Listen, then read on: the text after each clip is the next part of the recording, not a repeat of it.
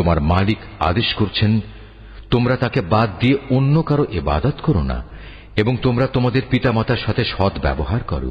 তাদের একজন কিংবা উভয়ই যদি তোমার জীবদ্দশায় বার্ধক্যে উপনীত হয়, তাহলে তাদের সাথে বিরক্তিসূচক কিছু বলো না এবং কখনো তাদের ধমক দিও না। তাদের সাথে সম্মানজনক ভদ্রজনিত কথা বলবে।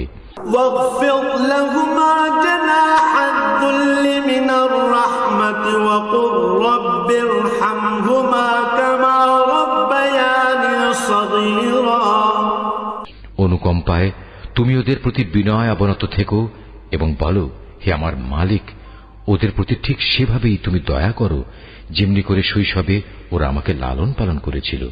রব্বুকুম আ'লামু বিমা ফী নুফুসিকুম ইন তাকুনু সালিহিন ফাইন্নাহু কানা লিল আওয়াবিনা গফুরা। আসলে তোমাদের মালিক তোমাদের মনের ভিতরে যা আছে তা ভালো করেই জানেন।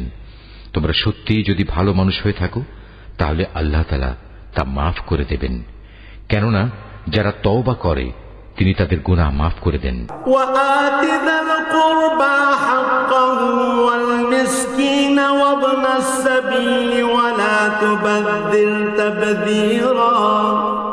আত্মীয় স্বজনকে তাদের যথার্থ পাওনা আদায় করে দেবে, অভাবগ্রস্ত এবং মুসাফিরদেরও তাদের হক আদায় করে দেবে, কখনো অপব্যয় করো না।